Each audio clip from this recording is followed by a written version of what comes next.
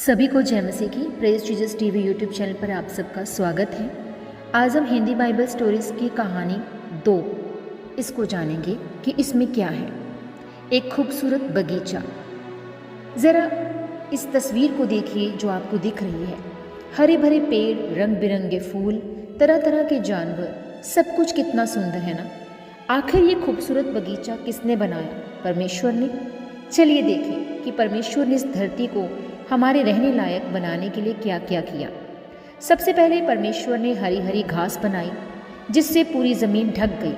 फिर उसने सब तरह के छोटे छोटे पौधे, झाड़ियाँ और पेड़ बनाए।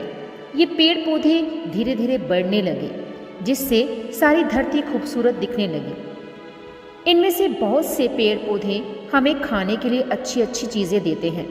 उसके बाद परमेश्वर ने मछलियाँ बनाई जो पानी में तैरती हैं और चिड़ियाँ बनाई जो आसमान में उड़ती हैं। उसने कुत्ते, बिल्ली, घोड़े, सब तरह के छोटे छोटे जानवर भी बनाए। आपके घर के आसपास कौन से जानवर रहते हैं?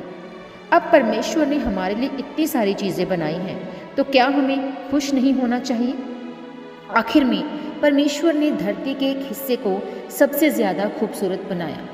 उसमें एक एक चीज़ सुंदर थी। परमेश्वर ने उस जगह का नाम रखा अदन बगीचा। वह चाहता था कि सारी धरती ठीक उस बगीचे की तरह बन जाए। लेकिन ज़रा फिर से इस बगीचे को देखिए। पता है परमेश्वर को इसमें क्या कमी नज़र आई?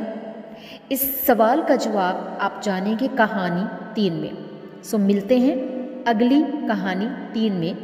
आप अगर चैनल पर नए हैं तो इस चैनल को सब्सक्राइब कर दीजिएगा, वीडियो को लाइक करें, कमेंट्स करें और बेल आइकन को प्रेस करना मत भूलिएगा। प्रभु आप सबके साथ हो। सभी को जय मसीह की।